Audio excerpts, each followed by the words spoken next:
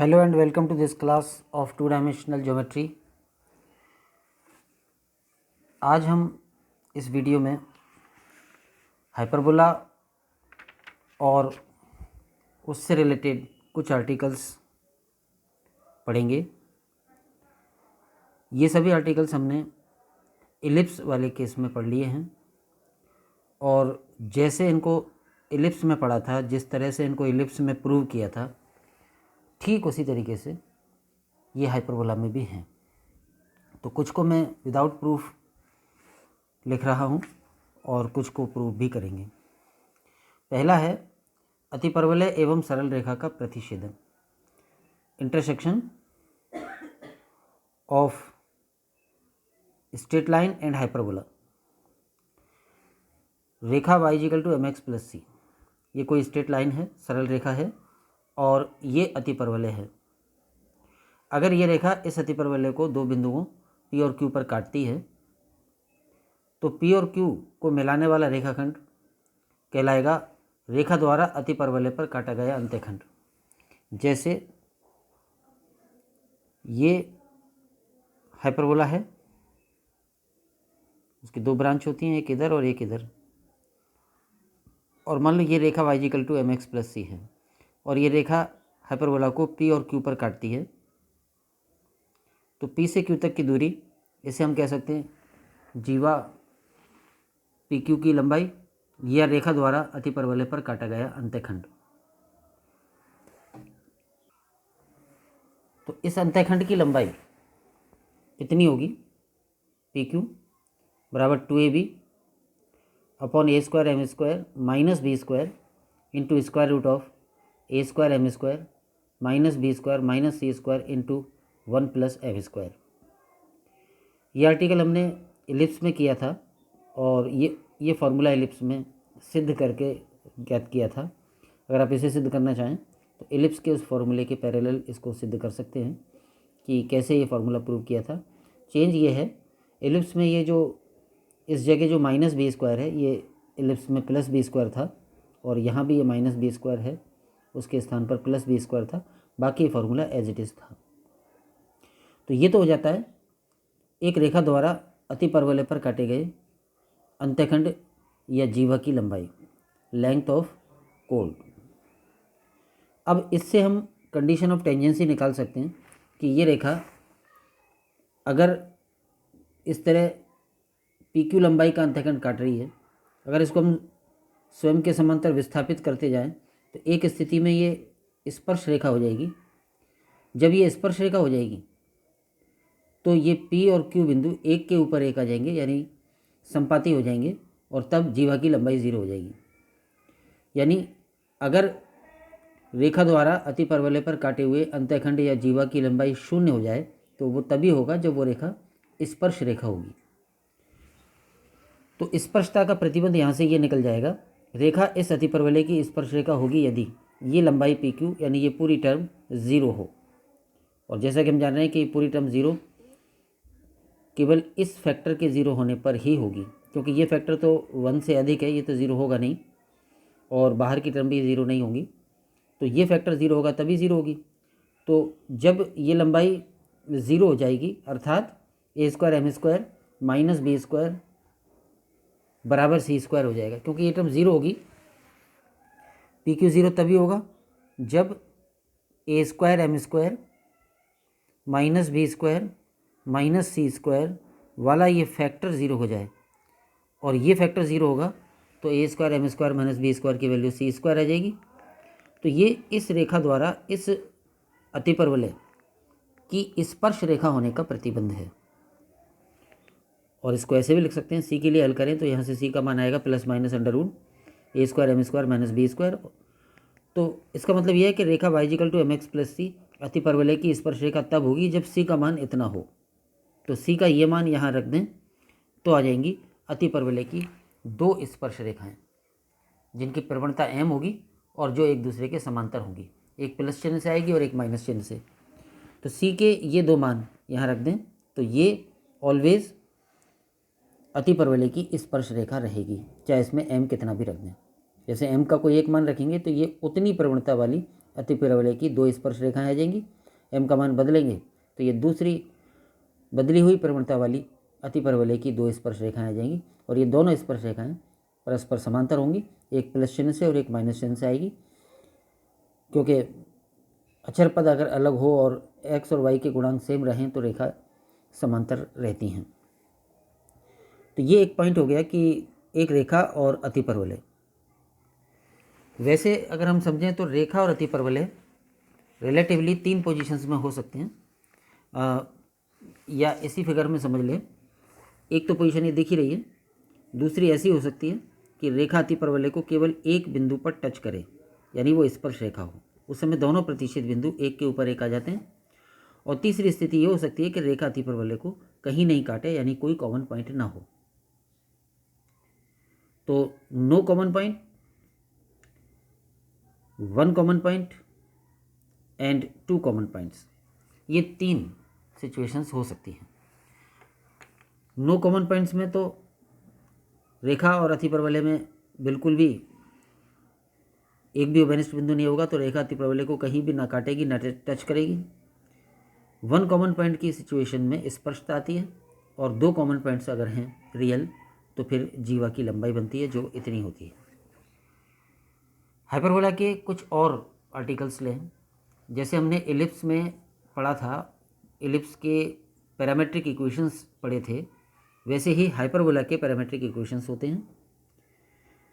ये हमने पहले भी पढ़ रखा है कि जो कार्तीय इक्वेशन होता है किसी कर्व का, एक्स और वाई के कोई भी ऐसे मान जो उस कार्टेशियन इक्वेशन को सेटिस्फाई करते हों किसी थर्ड वेरिएबल के रूप में, तो वो प्राचलिक इक्वेशंस कहलाती हैं उस कर्व की। तो यहाँ जो हाइपरबोला है मानक रूप में एक्स स्क्वायर अपॉन ए square minus Y square upon B square बराबर 1, इसके प्राचलिक समीकरण ये लिए जाते हैं, एक्स बराबर ए सेक थीटा एंड वाई बराबर बी टेन थीटा। एक्स और वाई के ये मान इस इक्वेशन को संतुष्ट करते हैं। तो जब एक्स और वाई दोनों थर्ड वेरिएबल थीटा के फंक्शन के रूप में व्यक्त हो गए और ये ऐसे मान हैं जो इसे संतुष्ट करते हैं, जैसे इसमें रखेंगे तो एक्स का मान ए सेक थीटा रखेंगे और वाई का मान बी टेन थीटा रखेंगे, तो ये टर्म हो जाएगी sec square theta minus tan square theta बराबर 1, जो कि सही होता है। तो ये दोनों मान इसको संतुष्ट करते हैं। अतः ये एक्स बराबर ए सेक थीटा और वाई बराबर बी टेन थीटा इस अतिपरवलय के प्राचलिक समीकरण कहलाते हैं। या दूसरी फॉर्म हाइपरबोलिक फंक्शन के रूप में लें तो ये होती है एक्स बराबर ए कॉस हाइपरबोलिक थीटा और वाई बराबर ए साइन हाइपरबोलिक थीटा। ये भी अतिपरवलय के पैरामेट्रिक इक्वेशंस लिए जा सकते हैं, क्योंकि ये मान भी एक्स और वाई के इस कार्टेशियन इक्वेशन को सेटिस्फाई करते हैं। अगर एक्स और वाई के ये मान रखेंगे तो ये टर्म हो जाएगी cos hyperbolic square theta minus sine hyperbolic square theta बराबर 1। इसमें ये जो वाई का गुणांक है ये बी होगा, ए नहीं। वाई बराबर ए कॉस हाइपरबोलिक थीटा और एक्स बराबर ए कॉस हाइपरबोलिक थीटा और वाई बराबर बी साइन हाइपरबोलिक थीटा। तो ये भी लिए जा सकते हैं और ये भी लिए जा सकते हैं। ये दोनों ही प्राचलिक समीकरण के रूप हैं अतिपरवलय के लिए। दीर्घवृत्त में क्या थे? दीर्घवृत्त में था एक्स बराबर ए कॉस थीटा और वाई बराबर बी साइन थीटा। यहाँ पर कॉस थीटा और साइन थीटा की बजाय कॉस हाइपरबोलिक थीटा और साइन हाइपरबोलिक थीटा आ गए हैं। हाइपरबोलिक फंक्शंस आप जानते होंगे और पहले किसी वीडियो में मैंने इनकी चर्चा भी की है। नहीं भी जानते होंगे तो बाद में किसी दूसरे टॉपिक में हम हाइपरबोलिक फंक्शंस को डिटेल में ले लेंगे। जैसे ये जो त्रिकोणमितीय फलन होते हैं ये सर्कुलर टेक्नोमेट्रिकल फंक्शंस कहलाते हैं और ये जो हैं ये हाइपरबोलिक टेक्नोमेट्रिकल फंक्शंस कहलाते हैं। तो हाइपरबोला के पैरामेट्रिक इक्वेशंस या तो ये लिए जाते हैं या ये लिए जाते हैं, और इसलिए अतिपरवलय पर थीटा प्राचल वाले बिंदु के निर्देशांक, जैसे अतिपरवलय पर कोई बिंदु लेना है और उस बिंदु के प्राचलिक रूप में निर्देशांक मानने हैं, तो अगर उसका प्राचल हमने थीटा मान लिया है तो उस बिंदु के निर्देशांक हो जाएंगे A sec theta B tan theta या A cos hyperbolic theta B sine hyperbolic theta. यानी थीटा का इसमें कुछ भी मान रखो ये बिंदु अतिपरवलय पर आएगा। थीटा का मान बदलते जाएंगे तो ये बिंदु अतिपरवलय पर अलग अलग जगह पे आता जाएगा। यानी अतिपरवलय के सारे बिंदुओं के निर्देशांक इस रूप में व्यक्त होते हैं। थीटा का केवल अलग अलग मान आएगा अलग अलग बिंदुओं के लिए। तो जैसे हम एलिप्स पर किसी बिंदु के प्राचल के निर्देशांक लेते थे A cos theta B sine theta, hyperbola पर होते हैं A sec theta B tan theta या A cos hyperbolic theta B sine hyperbolic theta. तो ये बात हो गई हाइपरबोलिक या हाइपरबोला के पैरामेट्रिक इक्वेशंस की।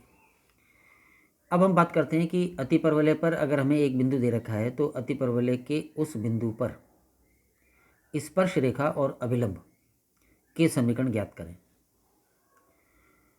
यानी tangent and normal to the hyperbola at a given point of that hyperbola.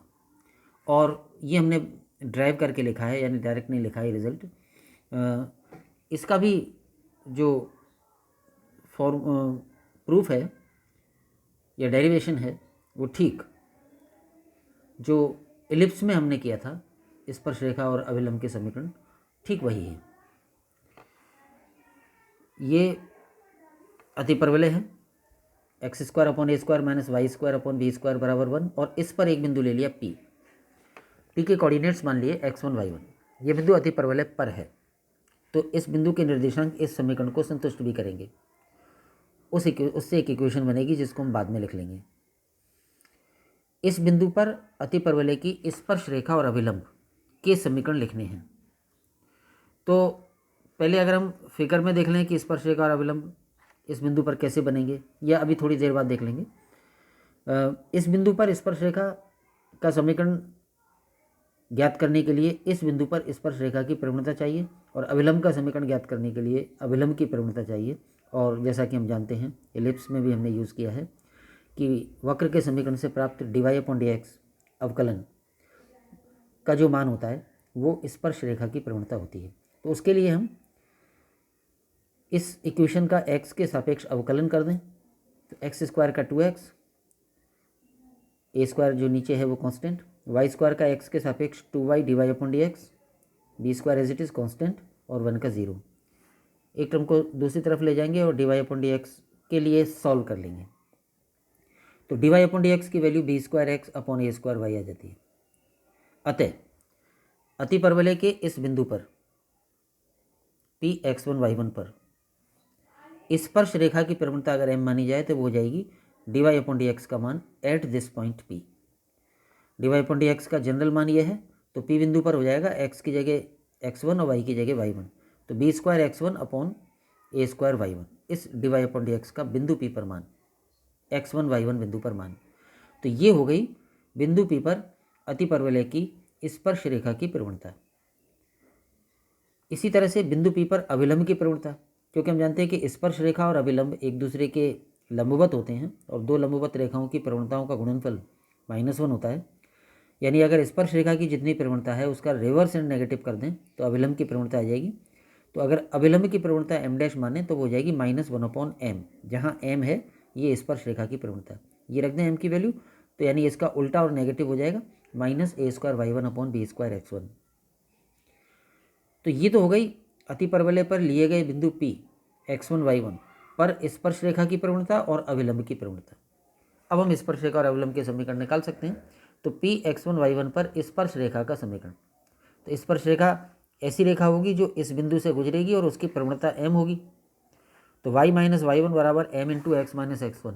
उस तरीके से हम इस बिंदु पर स्पर्श रेखा की प्रवणता ज्ञात कर सकते हैं, स्पर्श रेखा ज्ञात कर सकते हैं। तो m का मान रख दें, y माइनस y1 as it is, m की value B square x1 upon ए स्क्वायर y1 और x माइनस x1 अपनी जगह, और इसको सॉल्व कर लें सिमेट्रिक रूप में। सिमेट्रिक रूप में का मतलब y y1 और b एक साइड, x x1 और a एक साइड, तो y1 इधर गुणा में आ जाएगा, बी स्क्वायर इधर नीचे आ जाएगा, और इधर x1 into X minus x1 upon ए स्क्वायर इधर बच जाएगा। और इसको मल्टीप्लाई कर दें तो एक टर्म आएगी y1y अपॉन बी स्क्वायर, एक टर्म आएगी -y1² अपॉन बी स्क्वायर, और इधर x1x अपॉन ए स्क्वायर और -x1² अपॉन ए स्क्वायर। तो ये चार टर्म इसमें आ जाएंगी। ये चार टर्म है y1y upon B square minus y1² upon B square बराबर x1x अपॉन ए स्क्वायर माइनस x1² अपॉन ए स्क्वायर। और पदों को इधर उधर कर दें, रीअरेंज कर लें, तो इस पद को ले लिया, उसके साथ इसको ले लिया, और ये वाले को इधर कर दिया। तो x वाली टर्म y वाली टर्म और बिना x और y वाली टर्म, इस तरह से पदों को इधर उधर करके ये आ जाएगा x1x अपॉन ए square minus y1y upon B square बराबर दिस। अब क्योंकि ये जो बिंदु p था x1 y1 ये इस अतिपरवलय पर है, तो p के कोऑर्डिनेट्स इस हाइपरबोला की इक्वेशन को सेटिस्फाई करेंगे, और उससे इसमें x की जगह x1 और y की जगह y1 रख दें तो प्राप्त हो जाता है x1² upon a square minus y1² upon b square बराबर 1। और इस इक्वेशन का उपयोग करके इस टर्म की जगह 1 रख दिया। x1² upon a square minus y1² upon b square का मान 1 होगा, तो इस टर्म की जगह 1 रख दिया और लेफ्ट हैंड साइड अपनी जगह। ये हो गया अति परवलय के बिंदु P पर स्पर्श रेखा का समीकरण, जबकि P के कोऑर्डिनेट्स x1 y1 हो। अब अगर P के कोऑर्डिनेट्स x1 y1 की बजाय प्राचलिक रूप में ले लें कि थीटा प्राचल वाला बिंदु हो P, तो उसके कोऑर्डिनेट्स हो जाएंगे a sec theta b tan theta, जैसा कि अभी हमने प्राचलिक इक्वेशंस पढ़ी थी। तो फिर इस बिंदु पर स्पर्श रेखा का समीकरण क्या होगा, तो वो यही हो जाएगा सिवाय इसके कि x1 और y1 की जगह क्रमशः a sec थीटा और b tan थीटा रख दें, तो इक्वेशन हो जाएगी ये वाली a sec theta into x upon a square minus y1 की जगह b tan theta into y अपनी जगह बटे b स्क्वायर बराबर 1। और इसमें एक कैंसिल हो जाता है, तो x upon a sec theta ये टर्म हो जाएगी y upon b tan theta बराबर 1। ये हो जाता है थीटा प्राचल वाले बिंदु पर स्पर्श रेखा का समीकरण। तो x1 y1 बिंदु पर स्पर्श रेखा का समीकरण ये हो गया। और अगर बिंदु x1 y1 की बजाय a sec theta b tan theta हो, यानी प्राचलिक रूप में हो, तो उस बिंदु पर स्पर्श रेखा का समीकरण ये हो गया। ये जो मैंने बॉक्स में बंद किए हैं इनको डायरेक्टली याद भी रखना है, सवालों में इनका हम सीधा उपयोग करेंगे। अब आती है बात अति परवलय के बिंदु P पर अभिलंब का समीकरण। तो P x1 y1 पर अभिलंब का समीकरण, क्योंकि अभिलंब भी इस बिंदु से गुजरता है, केवल उसकी प्रवणता बदलेगी, तो अभिलंब का समीकरण हो जाएगा y माइनस y1 बराबर प्रवणता m dash into X minus x1। m dash अभिलंब की प्रवणता है जिसका मान हमने ज्ञात कर रखा है। इसमें वैल्यू रख दें y minus y as it is. m dash का मान आया था minus a square y1 upon b square x1 और x minus x1 as it is. इसको भी इस तरह से सॉल्व कर लें, b स्क्वायर इधर लेफ्ट में आ जाएगा और ये y1 जो है वो इधर नीचे आ जाएगा और राइट हैंड साइड में बचेगा minus a square into X minus x1 upon x1। अंदर मल्टीप्लाई कर दें तो b square y1 upon y एक टर्म आएगी, minus b square y1 upon y1, तो y1 कैंसिल हो जाएंगे, तो ओनली माइनस b स्क्वायर, इधर minus a square X upon x1 और minus a square into minus x upon minus x1 upon x1, तो x1 cut जाएंगे और ये प्लस a स्क्वायर हो जाएगा। x और y के पद एक तरफ ले लें तो ये इधर आ जाएगा a square X upon x1 और ये वाला पद b square y upon y1 बराबर a स्क्वायर और b स्क्वायर इधर से इधर आ जाएगा। ये हो गया x1 y1 बिंदु पर अभिलंब का समीकरण। x1 y1 बिंदु अति परवलय पर है ऑन द हाइपरबोला, और उस बिंदु पर स्पर्श रेखा और अभिलंब के समीकरण हमने ज्ञात कर लिए। इस अभिलंब के समीकरण को प्राचलिक रूप में भी ज्ञात कर लें। अगर इस बिंदु P के कोऑर्डिनेट्स x1 y1 ना होकर a sec theta b tan theta होते, तो यही अभिलंब का समीकरण किस रूप में बदल जाएगा, तो इसी में x1 की जगह a sec थीटा और y1 की जगह b tan थीटा रख देंगे। तो P a sec theta b tan theta पर अभिलंब का समीकरण हो जाएगा a स्क्वायर एक्स बटे x1 की जगह a sec थीटा और b square y upon y1 की जगह second coordinate b tan theta बराबर a square plus b square. इसमें एक a कैंसिल हो जाता है तो ऊपर ax आ जाएगा और नीचे जो sec है वो ऊपर आके cos हो जाएगा, इधर ये by हो जाएगा, एक b कैंसिल हो जाएगा और 1 अपॉन tan थीटा को cot थीटा लिख देंगे बराबर a square plus b square. और बेटर फॉर्म में, यानी जिस रूप में हम इसको याद रखते हैं, उसके लिए इस पूरी इक्वेशन को tan थीटा से गुणा कर दें, tan थीटा से गुणा। तो जब cos थीटा को tan थीटा से गुणा करेंगे तो sin थीटा आ जाएगा, cot को tan से गुणा करेंगे तो 1 हो जाएगा और इधर a square plus b square को tan थीटा से, तो ये केवल इसका फॉर्म बदल दिया है, tan थीटा से मल्टीप्लाई कर दिया है। तो याद हम ये रखते हैं, मानक hyperbola x square upon a square minus Y square upon b square बराबर 1 के उस बिंदु जिसका प्राचल थीटा है या जिसके full coordinates a sec theta b tan theta हैं, उस बिंदु पर खींचा गया हाइपरबोला का नॉर्मल या अभिलंब, उसका समीकरण ये होता है ax sine theta plus by बराबर a square plus b square tan theta. तो ये हमने अति परवलय के एक बिंदु पर स्पर्श रेखा और अभिलंब के समीकरण ज्ञात किए हैं। इस पूरी बात को फिगर में समझें तो ये इस प्रकार होगा, ये x एक्सिस और y एक्सिस और ये हाइपरबोला के दो ब्रांच, x एक्सिस अनुप्रस्थ अक्ष या ट्रांसवर्स एक्सिस होगी और वाई एक्सिस इस हाइपरबोला की संयुग्मी अक्ष या कॉन्जुगेट एक्सिस होगी। हाइपरबोला पर यहाँ हमने एक बिंदु ले लिया P, इस अतिपरवलय पर बिंदु P ले लिया, तो P बिंदु पर यह रेखा तो हो जाएगी अतिपरवलय की स्पर्श रेखा, और इस P बिंदु से ही गुजरती हुई और इस स्पर्श रेखा के लंबवत रेखा यानी यह रेखा, ये हो जाएगा P बिंदु पर अतिपरवलय का अभिलंब। तो हमने इस स्पर्श रेखा का समीकरण भी ज्ञात किया है दोनों रूपों में, एक रूप जब P के कोऑर्डिनेट्स x1 और y1 लिए जाएं, और दूसरा रूप जब P के coordinates a sec theta b tan theta लिए जाएं। और इस अभिलंब का समीकरण ज्ञात किया है दोनों रूपों में, जब P के कोऑर्डिनेट्स x1 y1 लें या जब P के coordinates a sec theta b tan theta लें। तो ये हो गया अतिपरवलय के एक बिंदु पर खींचे गए स्पर्श रेखा और अभिलंब के समीकरण। और उससे पहले हमने हाइपरबोला के पैरामेट्रिक इक्वेशंस पढ़ी थी और लेंथ ऑफ कोड या लेंथ ऑफ इंटरसेप्ट अंतःखंड की लंबाई वाला फॉर्मूला भी पढ़ा था। मैक्सिमम आर्टिकल्स में जो हमने एलिप्स में पढ़े हैं, काफ़ी आर्टिकल्स ऐसे हैं कि वो जैसे एलिप्स में थे वैसे ही हाइपरबोला में होंगे, केवल अंतर यह आएगा कि एलिप्स में जहाँ बी स्क्वायर था उसकी जगह हाइपरबोला में -b² हो जाएगा, क्योंकि एलिप्स की मानक इक्वेशन और हाइपरबोला की मानक इक्वेशन में यही फ़र्क है। अगर हम एलिप्स की इक्वेशन में ही b² की जगह -b² रख दें तो वो इक्वेशन हाइपरबोला की हो जाती है। इसलिए काफ़ी आर्टिकल्स ऐसे हैं जो एलिप्स के परिणाम हैं, उनमें b² की जगह -b² कर दें तो वो हाइपरबोला का परिणाम हो जाता है, जैसा कि हमने अंतःखंड की लंबाई वाला जो आर्टिकल सबसे पहले आज पढ़ा था उसमें किया था। और भी आगे आर्टिकल्स ऐसे होंगे जिनमें कि केवल b² की जगह -b² कर देने से वो एलिप्स की बजाय हाइपरबोला के रिजल्ट्स बन जाएंगे। तो जो कुछ हमने आज पढ़ा है, जो आर्टिकल्स आज समझे हैं, उन पर बेस्ड प्रॉब्लम्स यानी क्वेश्चंस सॉल्व या अनसॉल्व वो हम अगले वीडियो में लेंगे। आज इस वीडियो में इतना ही। सभी को धन्यवाद। और जैसा कि आपको पता है आज 72वां गणतंत्र दिवस है, तो आप सबको गणतंत्र दिवस की हार्दिक बधाई एवं शुभकामनाएं। Thank you.